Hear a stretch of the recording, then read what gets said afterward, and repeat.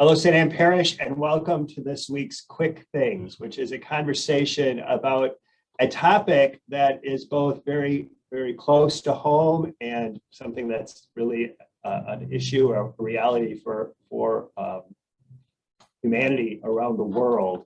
And that is refugees and welcoming new neighbors and all that that entails. And I'm glad to have as part of the conversation Eric Yankee, who is assistant director, Eric, is it, of the Sort of co-sponsorship coordinator.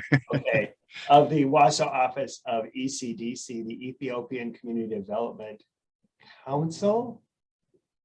Is it council? Yep. Okay, I got it. Hey. And ECDC is the national organization that we've been working with here in central Wisconsin in welcoming Afghan refugees. But I want to talk to Eric about kind of the big picture of refugees, some of where we're kind of a progress report and where we're at with our Afghan families, and then also kind of the picture looking ahead of what we can anticipate with welcoming new neighbors. So Eric, first of all, how does a guy like you get this job with your great title at ECDC here in Wausau? Well, I feel tremendously lucky. I guess I like to tell people that because I was at the university for 30 years. My training was as an UW Stevens at Point. UW Stevens Point. Yeah, and so just the full disclosure. Eric and I have known each other for 27 years. Yes. Eric and his wife Martha and their children John and Alice were some of the first people I met when I went to Stevens Point in 1997. Yeah. But Eric I've known Eric in lots of different roles, but this is a remarkable one that I find us working together in now. So now I'll let you continue, Eric. You were at the university for many years. Yeah, and my training was as an historian, and so I was on the faculty in German history and European history, but I had always been involved with peace studies things, and going back even to my high school and my college years, the Catholic worker movement was something that was really important to me. So I got sort of introduced to a lot of social justice issues, early in life. And so when I was teaching, I got our peace studies program going. So we had a peace studies minor, and I got more and more involved and again, as a German historian, lots of folks wanted to know about the Holocaust. And I started developing trips where I would take students to learn about the Holocaust in Central Europe. So I would take them to Germany and the Czech Republic and Poland, and we'd go to sites. And the more I did that, the more I got interested in human rights and sort of the story after 1945. And that really helped open my eyes to learn an awful lot more about refugees, displaced persons, human rights, since World War II and throughout the 20th century. I was working in the international office for about a decade at the university, did some administrative work. And when I retired from the university, I retired because I kind of felt like anybody who spends 30 years at the university should think about moving on so that younger people can get in there and do their thing and learn like I did. I really did. But I really wanted to find an opportunity to work on international issues, to work on human rights issues. I just didn't think it was going to happen in Stevens Point or in central Wisconsin. It just didn't, so when the Wausau community really stepped forward and started saying, hey, we want to get involved in helping with refugee resettlement. And I learned about that from you and from others too. When I learned about that, I thought I really want to get involved. So, I got involved, and Adam as the director, got the office open from ECDC in November. He and I connected, again, because you said, hey, Adam's looking for folks. I connected with him and we got on the phone right away, and he and I said we really wanted to do this. And so I've been telling people I feel like the universe bent toward me a little bit. I'm just so happy to be able to do this work, as stressful as it can be on certain days. Yeah. And we'll get to some of that in a little bit. Yeah. Eric, so you can speak of this from a historical standpoint from your background, but also just the real current reality. I guess this is maybe a stupid question, but the obvious question: why do we have so many thousands and thousands of refugees? Yeah. Yeah. So I'll try to not get too lengthy or get too much historical about this. But one of the things I think people don't realize is how from day in, day out, the United Nations and all of these agencies that are working between governments and, on the international level are collecting information on crises, going on around the world. And those crises range. I mean, they're natural disasters, famines, civil wars, and the wars that are ongoing. And I think anybody, all of our neighbors know that we live kind of on an island where there's no war immediately around us, but we're aware of warfare and we know what goes on in other parts of the globe.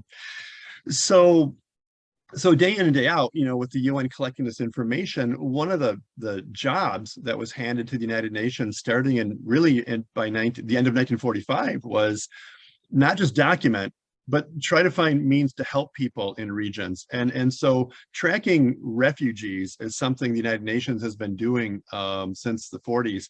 And then not just tracking them, but then working with governments, internationally and regionally to say, well, what can we do? Because obviously, when there's a crisis in a region and in a country, let's say a natural disaster or a civil war, and all of a sudden population starts spilling out of that country, with just the shirts on their backs, the neighboring countries are suddenly the ones that are in a sense in a situation where they need help.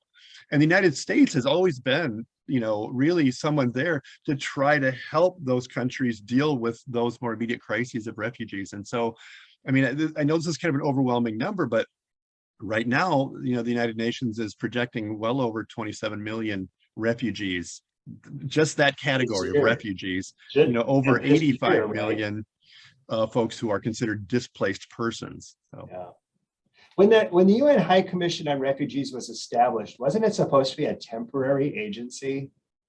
You know that? Yeah. And that was in like 1951 or something like that. But it's only become, but not only is it not temporary, it's entrenched because of the right. Mounting need for addressing that issue. And refugees become kind of prominent in our minds here in Wausau in the 70s and 80s when Hmong refugees were welcomed here following the Vietnam War, et cetera. And now in the news with the fall of Kabul and Afghanistan in the summer, and now with Ukraine. But this is an ongoing reality, as you indicate. Yeah. I think that Ukraine, for instance, is something that really comes up on people's radars, and I know we ask ourselves, well, why? But part of the reason is that this is a war in Europe on European soil, and that does bring it more proximate culturally, but also even geographically. Well, and we oh shoot, what was I going to say? I had something I was going to add to that, but I can't think of it right now. So I know, we're talking about welcoming refugees into our country or other countries, but there are millions of refugees who live in refugee camps for decades, right? Yes. I mean, aren't there Palestinian refugee camps that have existed basically since, Israel was established? Yes. Yeah. Yes. Yeah. So generations. Go ahead. There are generations. Yeah. There are places that people are generations. And we're right now looking at some cases of folks coming to us where they've been in refugee camps since 2006. We're encountering folks, it's just the fact that it's such an overwhelming, number and crisis.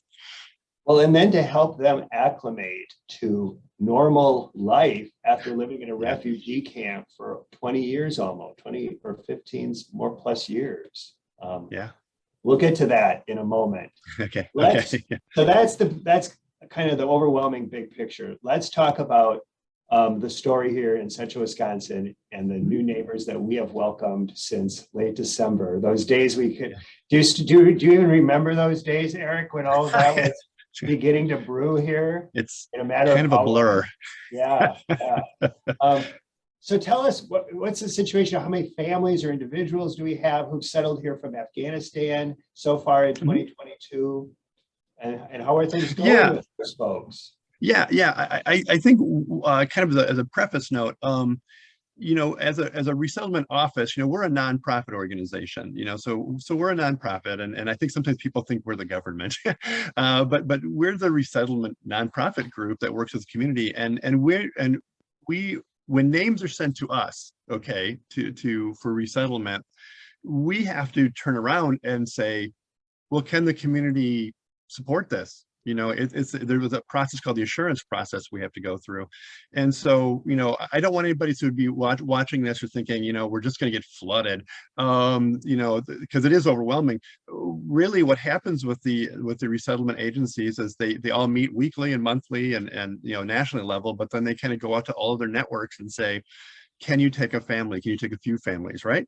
So we're trying to sort of gauge and figure out, like, what's a level that Central Wisconsin, can reasonably do and do well and be good neighbors, be good welcoming neighbors. So right now we have basically, I'm going to say 10 households. I'll say that 10 households of Afghan folks in Wausau. 8 of them are families. There's a 9th one, which is a group of the guys who came really pretty early on. And some of those guys came from Fort McCoy. Most of them came from other places, but these were some guys that kind of knew each other, and they're from Fort McCoy. And then just recently, a couple of weeks ago, we received 2 more men from Afghanistan that are in an apartment, so they're kind of being attached, to the community. So we're looking at in Wausau right now, I think we're around like 60 or so Afghan Okay. folks. Okay. We have 2 families, Afghan families in Stevens Point.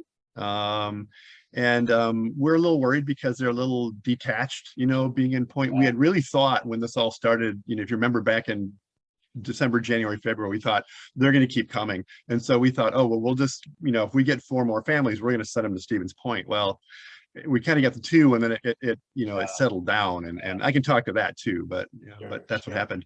Well, and 2 of the 8 families here in Wausau are being guided, encouraged by members of our parish. Others are working with them as well, but those are 2 families that our parish has helped to welcome and establish here. Yeah. They're employed. They are getting their driver's licenses. We're trying to figure out ways to help them find cars. So this is all. This is part of the good news of the whole experience, right? That people are kind of getting established. Yeah. I mean, it's May. They arrived in that cold, bitter cold. The weather's getting nicer today. I'm actually wearing short sleeves today. It was actually sunny. The day our first family arrived, it was sunny. It was cold, but it was sunny. Yeah, definitely. And so here we are getting into mid-May, and the families are getting they're getting employment. The kids, have been going to school. And they're wrapping up their first semester, and the reports we're getting from the Wausau schools are that the kids are doing great. And it's just, I don't know, that's the part that you just feel really good about, because they're, I worry because the parents have so many weight on their shoulders, worrying about how to take care of their families, and they're doing their best to make a world for their children that is, peaceful and loving and positive. Right. Well, and one of our families still has children back in Afghanistan, so also the emotion of dealing with the risk that they're facing, and as the Taliban becomes more and more aggressive, their family that remains is more and more threatened. So there's just lots of issues that are at play with these folks settling here. But it is, you talked about the kids. It really is exciting how encouraging how welcomed they've felt in the schools and among their peers. So that's great. What would you say, Eric, because you've been able to look at this, lots of different families, individuals, is there a common, like the greatest challenge or hurdle that folks have confronted, either as sponsoring organizations or for the folks themselves, the neighbors? I think that the greatest hurdle, I guess, or greatest challenge is that the families face is sort of what we were just talking about. The they're caught between two worlds. Um, and so they're here, right? And they're daily trying to adjust and figure out like how do these Americans work? Like just it's figuring out groceries, it can be complicated enough, but just how this works. How do we, what are appropriate interactions? What's culturally what we need to do?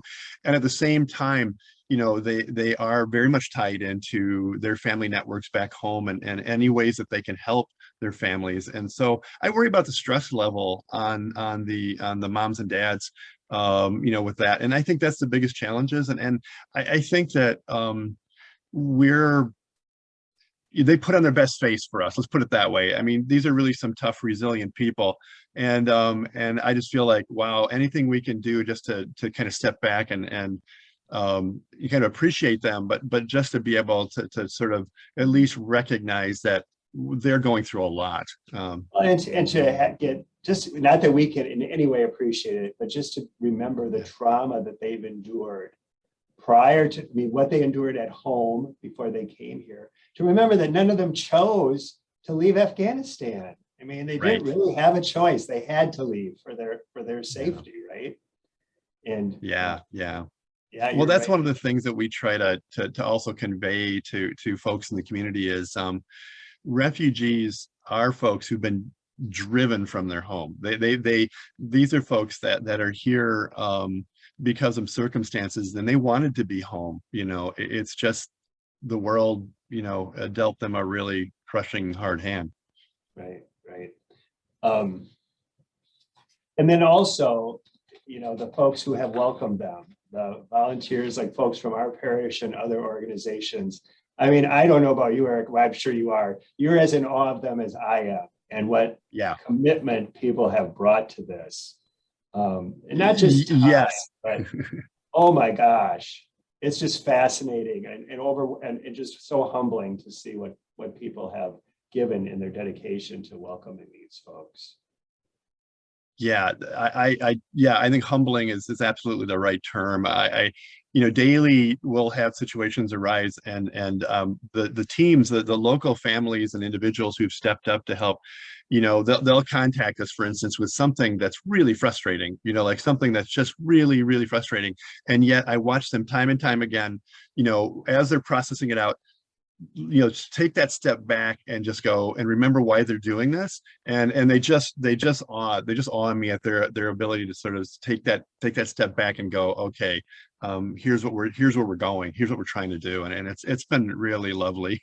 Right. I mean, there are some folks from our parish who have been involved in this, for whom I had a great regard prior to all of this, but I just look at them and just marvel at what they've done, and how our new neighbors have just benefited so much from their commitment and their generosity to this project.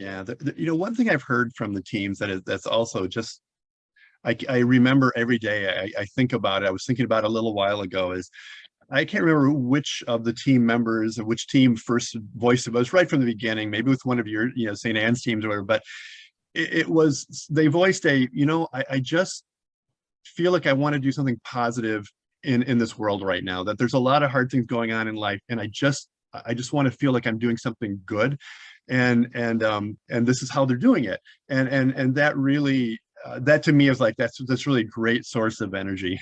And talk about a pro-life activity of welcoming these folks into our community. I mean, it's all about just really allowing them to live in a stable, loving environment, supportive environment. So and what do you see as these folks continue to acclimate? What will be can you anticipate what new challenges or realities that we'll need to address with these folks beyond others coming, just with this group that's here now?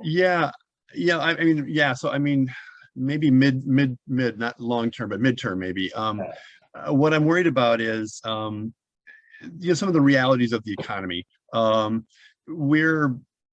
men are finding work, the women are trying to find different ways to make money. There's a lot of people, I would say, working on a side hustle if they can. But they're making between $18, $19 an hour typically. There's a few making $20 an hour. And okay, that's a good base wage. But when the cost of their apartment takes up over 50% of their take-home pay, you're in trouble, right? I mean, one thing I'm hearing from the teams that they're worried about, that's kind of, that they're looking ahead this midterm and saying, okay, here's how much income we know we've got going on, and here's what a car costs, right now, in order to get them transportation to work. That in itself is a big expense, we all know, but rule of thumb, we really don't want people spending more than about 30% of their take home on housing. Well, we're not getting there yet, and I think midterm, that's the one I'm worried about for a lot of folks. The housing crunch is hard for a lot of impoverished people, and these folks are really at square one, so we've got support now. We're trying to find any support we can to keep them moving forward, but those supports are going to run out, and they're working. So that's where I'm looking down the road and going, I really am hoping we can continue to find ways to help them in that next transition. Right. Yeah, it's one transition after another, isn't it? It is. And others may be joining them.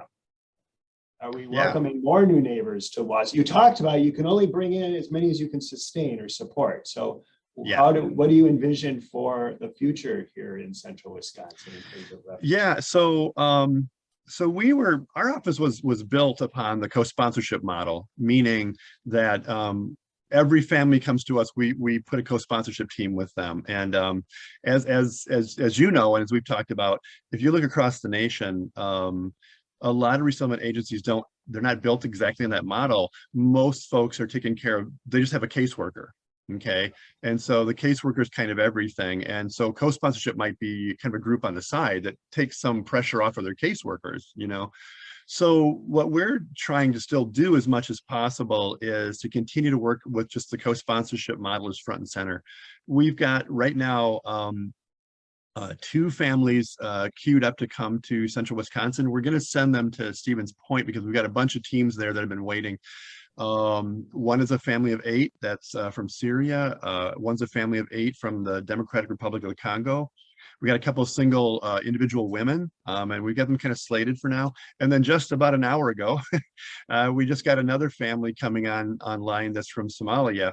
And I'm thinking about actually putting them in Wausau because we've got a team here that I think might be a good match, but I got to talk to them to see if they're a good match. So we're going to continue out, hopefully week by week, a couple more families in the summer and some more families as we move into the fall. And we're going to hit a point where we're just going to need more co-sponsorship teams. And like I said, the key thing is we have to assure, meaning we've got to be able to say to the national that, we've got a way of taking care of these folks. So, we're going to see how things unfold in 2022 and try to go forward, keep doing this, in the years ahead. I have to think though, too, there's a popularity or an appeal of welcoming Afghan refugees because they were in the news and we feel a connection to them. It will be a little different dynamic in welcoming Syrian refugees or Somali refugees. Who are probably in greater need because they've been refugees for far longer than these folks from Afghanistan have been, I'm suspecting. Yeah, I mean, just as an example, one of these single women is coming to us. I think she's 28 years old. She's coming to us from a refugee camp in Zambia, and she is she's from Burundi. I think I got that right. She's from Burundi. She's been in a refugee camp since her teen years. And she's 28 years old. So maybe like since she was 13. Oh, wow. And I keep thinking she's had to wait this long. It's been a long process for her. And I look at it and go, here's a person who, judging from her records, she's been taking university classes. She's been working. I think she's quite a tremendous person, but wow, to be working on this, her case has been open for since she was 13. It's like, wow, that's a long time to wait. Will she be coming here by herself, Eric? Technically, yes. Technically, yes, but it turns out that we have another woman coming to us from another camp in Zambia, and they're scheduled to come at the same time. So we're going to see if we can't put them together. We give them a co-sponsorship team so that they can hopefully share expenses and hopefully it'll go okay. So that's our hopes. Okay. And of course, we hear a lot about Ukrainian refugees in the news these days. Anything in your horizon regarding people from Ukraine? So yeah, so right now the federal government has taken the approach of they're working directly with U.S. ties, meaning they're trying very hard for any Ukrainians to couple them with Ukrainian communities, Yeah. Ukrainian churches. They're working that direction. So they're not actually working through our offices right now. Folks can go directly online and fill out a form in order to become like a sponsor. But what we try to tell people is that you also on that form have to show that you personally are going to be financially responsible for these people for like the next year or two. And so that makes sense if you've got a family tie, and you have maybe a community of Ukrainians that are there to pool resources. A little trickier for others. So we kind of suspect that when you get later part of this year, we suspect that we'll start getting more Ukrainians kind of coming into where we'll try to help take care of them and help take care of them. I guess the Ukrainian situation kind of brings us back to the beginning in terms of the reality of refugees in the world. So when our parish was kind of just in the beginning of the process of learning about refugees, why there are refugees, discerning whether we might be ready to welcome some Afghan refugees. I have a list of countries of, the greatest refugee population.